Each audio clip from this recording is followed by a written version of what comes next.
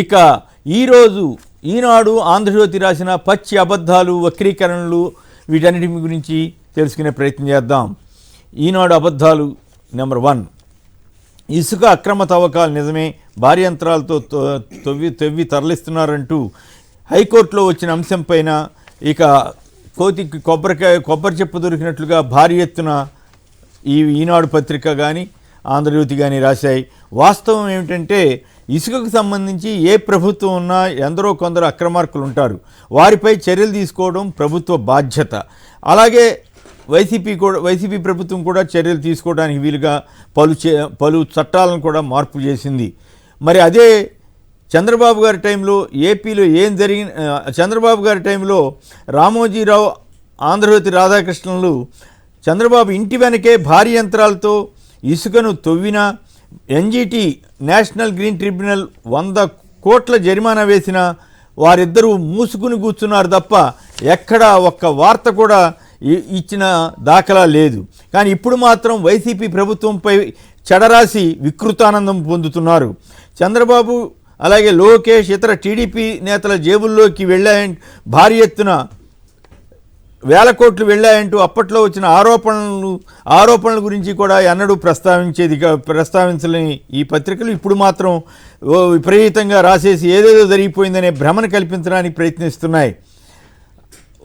అలాగే వనజాక్షిని జుట్టుపట్టి ఈడ్చిన ఘనత కూడా టీడీపీ వాళ్ళదే అన్న సంగతి అందరికీ తెలుసు. అలాగే ఇక చట్టంలో కూడా వైసీపీ ప్రభుత్వం వచ్చాక చట్టాలను సవరించి అనేక ఏర్పాట్లు చేశారు. అలాగే ఇసుకని తీసుకొచ్చి భారీ ఎత్తున అందుబాటులో తీసుకొచ్చే విధంగా కూడా ఏర్పాట్లు జరిగితే దాన్ని చూసి కూడా ఓర్వలేని రాధాకృష్ణులు ఇష్టారీతిలో చెత్త వార్తలు రాసి పేపర్లను చెడగొట్టుకుంటున్నారు. ఇక వీళ్ళ కలెక్టర్లు అంటూ ఈనాడు పత్రిక మరో ఏడుపుగొట్టు వార్తనిచ్చింది. ఈ వార్తను చూస్తుంటే ఈ వార్తలన్నింటినీ గమనిస్తే జర్నలిజంలో రామోజీ రాధాకృష్ణలు ఒక మాఫియాను నడుపుతున్నట్లుగా అనిపిస్తుంది. ఇక ఈనాడు అబద్ధం 2, కొందరికే ఇళ్ళు ఎందరికో కన్నీళ్ళు అంటూ నెల్లూరు టిట్కో లబ్ధిదారులపై ఒక స్టోరీని ఇచ్చారు. వాస్తవం ఏంటంటే ఈ ఆనంద భాష్పాలను కూడా కన్నీళ్లుగా చూపించే విష ప్రయత్నం ఈనాడుకు వెనతో పెట్టిన విద్య. 1,00,000 టిట్కో ఇళ్లు పంపిణీ చేసిన వైఎస్ జగన్ సర్కార్ సగర్వంగా చేతల ప్రభుత్వాన్ని నిరూపించుకుంటే తప్పుడు రాతలు రాయటానికే ఈనాడు రామోజీరావు ప్రాధాన్యత ఇస్తున్నారు. ఇక రివర్స్ టెండరింగ్ ద్వారా జగన్ ప్రభుత్వం 392 కోట్లు ఆదా చేస్తే ఆ విషయాన్ని ఎప్పుడైనా ఒక్కసారి పెద్ద హెడ్డింగ్గా రాశారా? మరి లబ్ధిదారులకు తాళాలు ఇవ్వలేదంటూ పచ్చి అబద్ధాలని ప్రచారం చేశారు రామోజీరావు. ఇక ఆంధ్రజ్యోతి అబద్ధాలను ప్రచార పిచ్చి అంటూ ఆంధ్రజ్యోతి మరో అబద్ధపు వార్తను ప్రచురించింది. చంద్రబాబు హయాంలో ఒక్క ఆంధ్రజ్యోతికే 700 కోట్ల మేర లాభం చేకూర్చినట్లు రాధాకృష్ణ ఆనందంతో తాండవించారు.